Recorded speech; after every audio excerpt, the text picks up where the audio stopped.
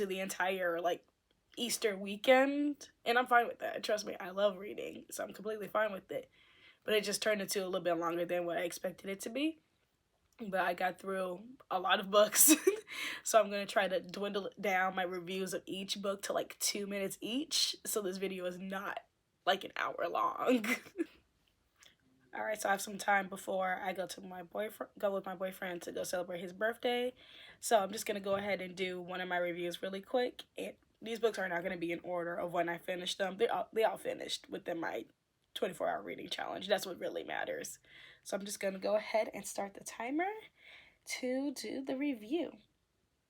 So the story is called South Beach Love, and it's a story about two chefs who are celebrating their niece's quinceañera, and so they're cooking for their quinceañeras, and the kids are like 15, 16 years old.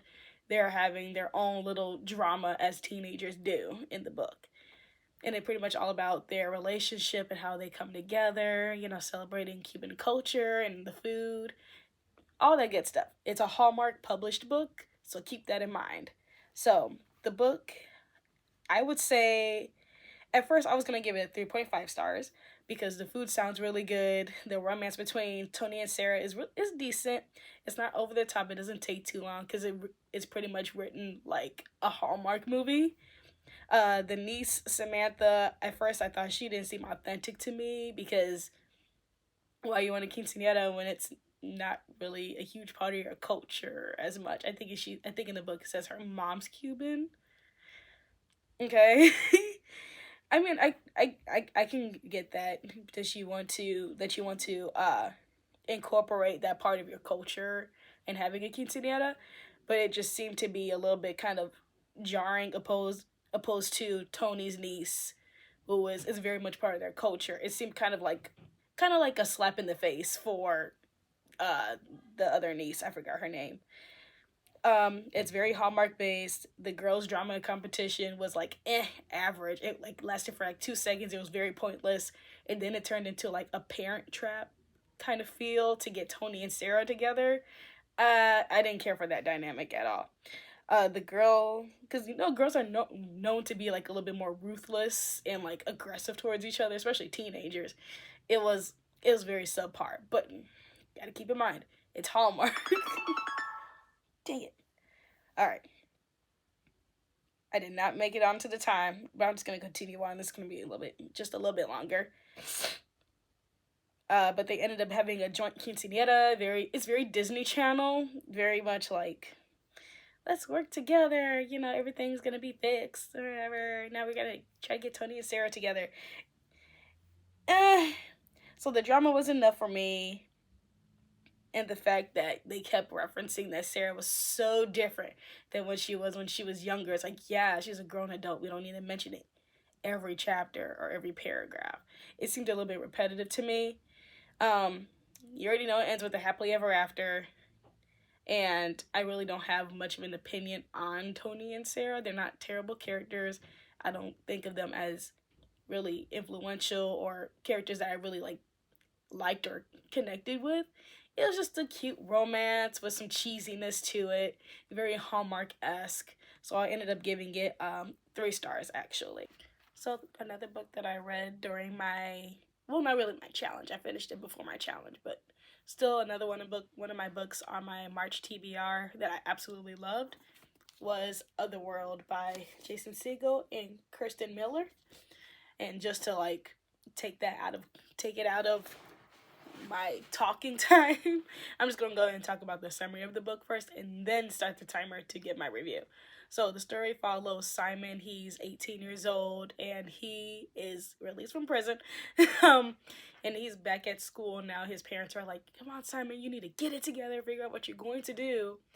And so he's like, whatever, fine, I'll figure something out to that extent. And so him and a friend, they've been friends for a while, but ever since the friend's mom got remarried, their relationship has been very strained. They haven't talked to each other.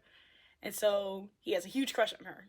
They end up going to a party and there's a bomb that goes off in the house and the floor caves in and 4 or 5 people fall through the hole. and the girl ends up going into a coma. And so the whole premise of the thing, besides that, is the fact that there is this thing called the company, and this company creates VR headsets and video games for, obviously, for people. But they were trying to do this new method of using a chip and putting it in the back of someone's head so they can actually uh, explore the game, even though they're not conscious enough to like wear the mask itself. So Simon's friend ends up getting the chip in her head, and she ends up visiting the White City in the game Otherworld. And so he wants to go in and find her because he's like, "What the hell's going on? Like, I need to get her out of her coma. Something's going on with the company. Like, things are just strange. I need to get her out of here. She doesn't belong here." And so he goes through a journey along with some other characters in the game to find his friend, and along the way secrets are revealed, and he now wants to take down the entire, like, the company, the whole game, the Otherworld. It's really good. It's really, really, really good. I'm just gonna go ahead and start my timer. Okay. So first off, I really loved Simon as a character. He was very much so like a kind of typical 18-year-old going through a type of thing, but his personality and the way he's able to, I wouldn't say manipulate, but to like convince like characters in the game in Otherworld, and also convincing other people to kind of like go along with what he's trying to do. He's able to become like very charismatic, and is able to get the things that he wants out of situations. It's not like he's like straight up like beating people up about it, but it's like his wording and just like the fact that he can step into like certain roles, like, you know, he's undercover in some of the scenes where he's like someone who works at the company, someone who works at the hospital, and somehow he's able to bypass all these people. It's, oh god.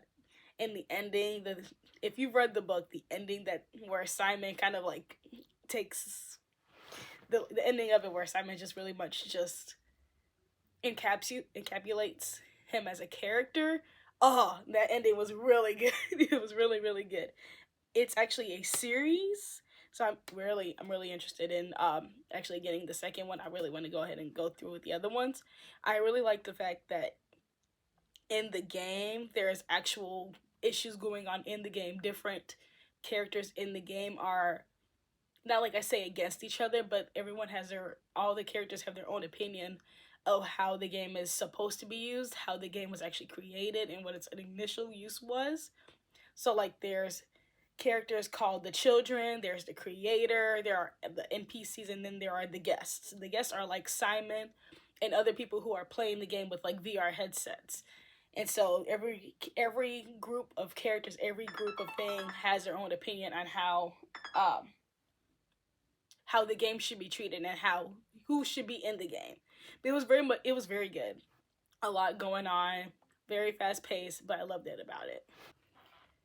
So with All I've Wanted, All I've Needed, I did a lot of highlights. So I'm just gonna go ahead and read those and then give like my overall view of them.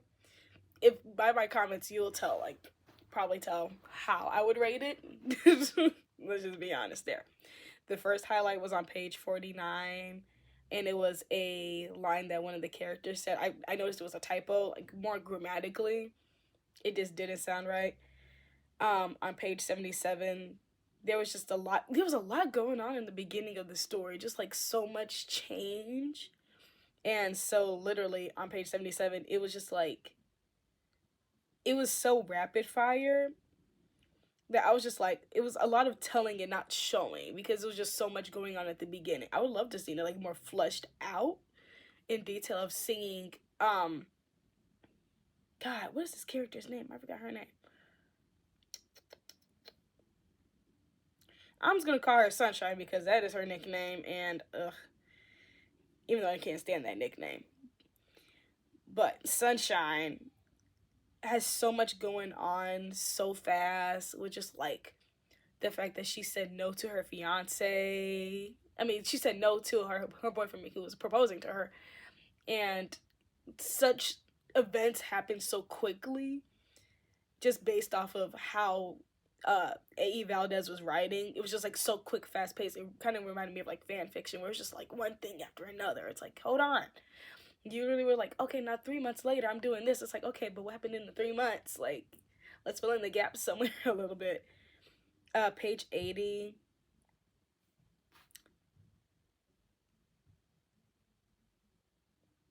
Oh, okay.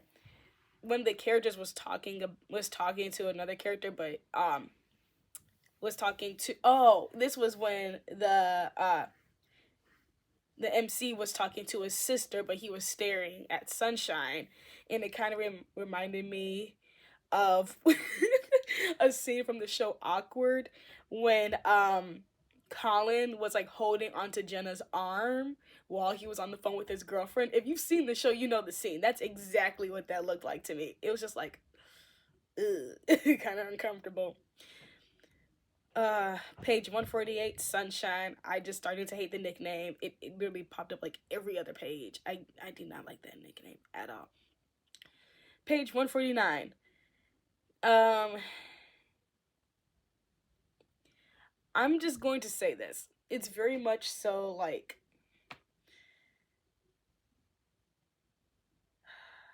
the book had too many people who were nice and understanding.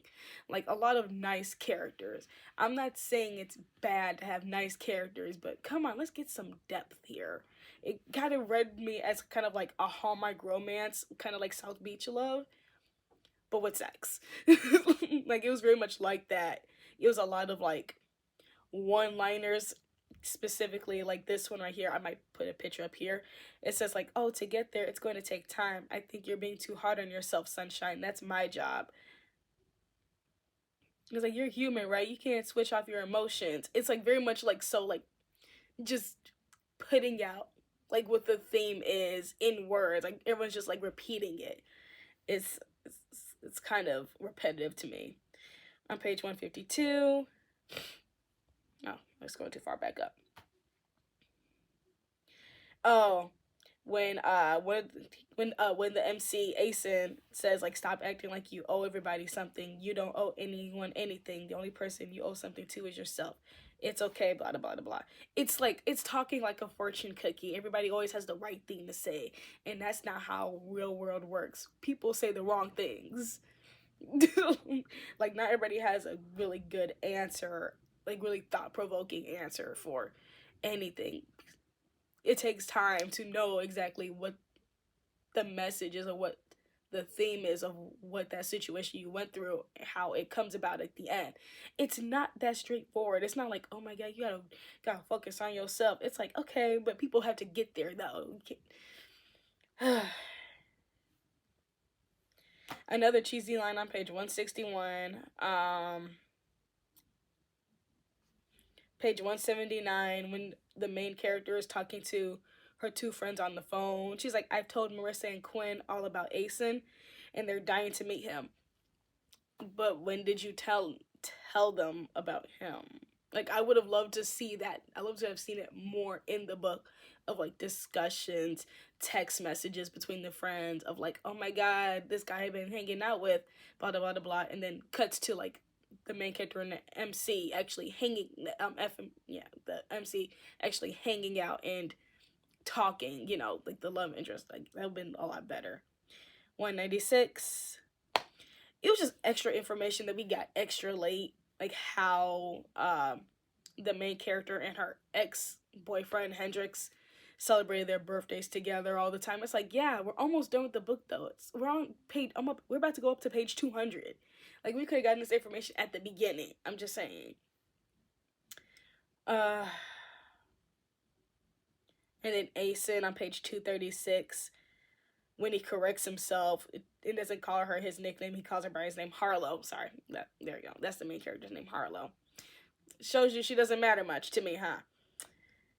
That I just wrote like, oh brother, this guy stinks, because it's miscommunication. I don't like miscommunication in the book, but I was like, let me just go ahead and finish it. And like,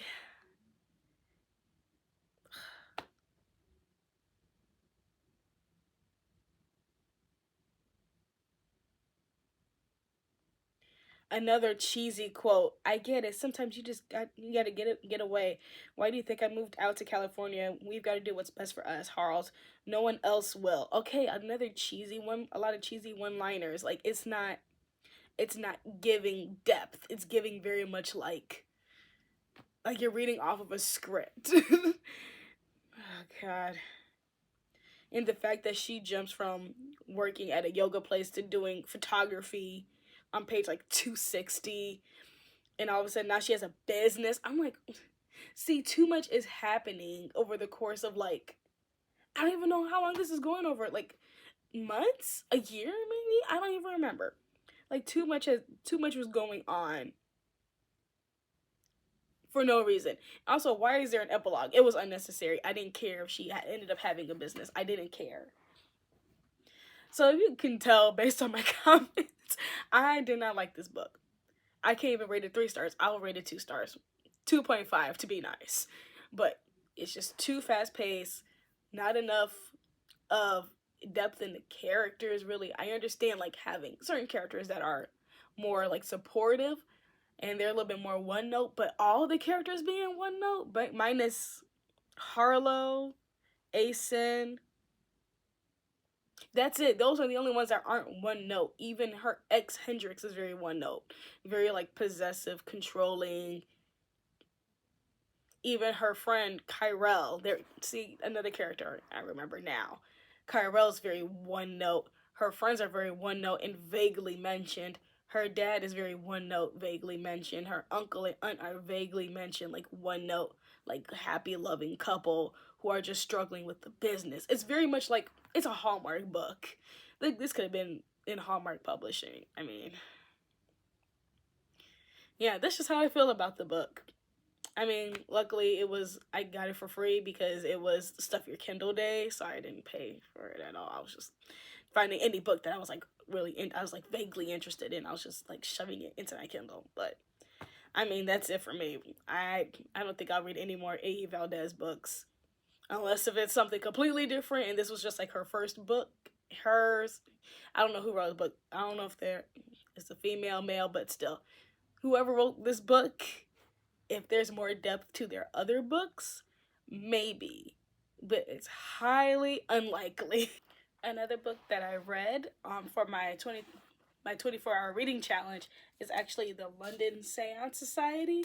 I've had this book since last year, but I never got around to reading it, and I really, really wanted to read it now, so obviously I take the chance. And so the story follows Lena Wicks, and she has gone to Paris to become like the student underneath a medium teacher named Vaudeline Delarie. I don't know how to pronounce it. I'm just gonna call her Vaudeline. Just gonna go by her first name. But she goes ahead and she follows Vaudeline, who is a medium. She has a lot of experience doing a lot of readings and seances, obviously, with the dead and families. So she's been doing it for like a decade. And Lena, her sister, actually died. So her sister Evie passed away, and so Lena is trying to figure out like what is there anything that if she can connect to Evie. That's pretty much her whole premise, is trying to connect to Evie. And Lena is very much so the antithesis of spiritual. You know, very logical, very analytical. Everything has to have a complete answer. And Vaudeline, obviously, she's a medium. She's very spiritual. So they end up going to the London Seance Society ran by Mr. Morley because another man, Mr. Vlockman, has been found dead. And so they want to hold a seance to figure out who killed Mr. Vlockman. But then there's also other characters who have died along the way too. And so Lena and Vaudeline, when they get there, they start to uncover secrets about the London Seance Society, about the people involved, and they uncover who killed Evie, who killed Mr. Vlockman, who killed, I think it was like a few other characters that were mentioned in the book. That's all I'm going to give because the entire book, if I said anything else, the entire book would be spoiled. But I will say, this book was absolutely amazing. I love Sarah Penner. I read The Lost Apothecary last year, 2 years ago. I read it. I loved it. Oh my god, I loved it. So I was very much like anticipating reading this, and after reading it, she's definitely an author that's going to be on my list of top read authors. Like, I need to read a book by her. Every book that she has published, if she has any others published, I'm gonna find them. I'm gonna order them. They're gonna be coming in the mail, coming to the house. I'm gonna keep her literally on my list of other authors to like keep track of. But it's just like her writing style. I really like her writing style. I've never been into like historical fiction in a way because it is set in like 1873. Yeah, 1873.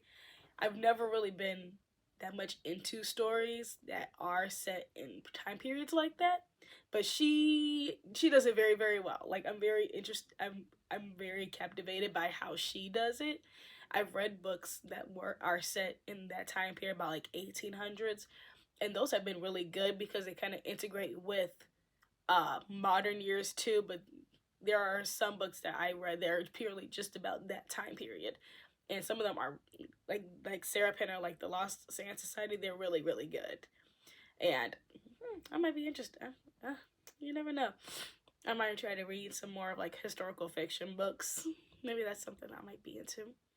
I'll check some more out. So if you guys have any recommendations for historical fiction that's like mystery thriller based, yes, I am here. I will read those.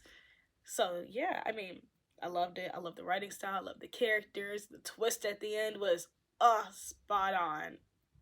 Ooh, I did not expect it. I expected someone else or other people, but the ending was really good.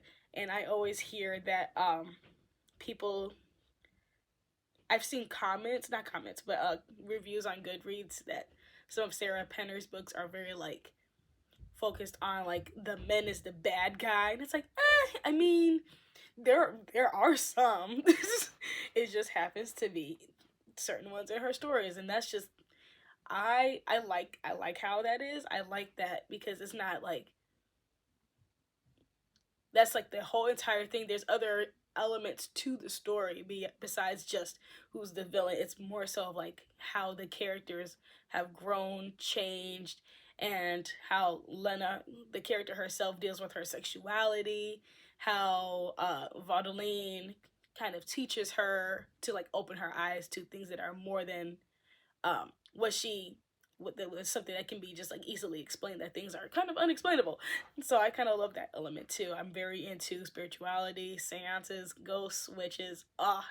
That's my thing. That's my jam. So I really love this book. If you like this video, be sure to like the video, like, comment, subscribe, check out my blog, check me out on all the social medias. I'll put them in the description box below, and tune in next time to my channel. Until then, stay magical. Bye.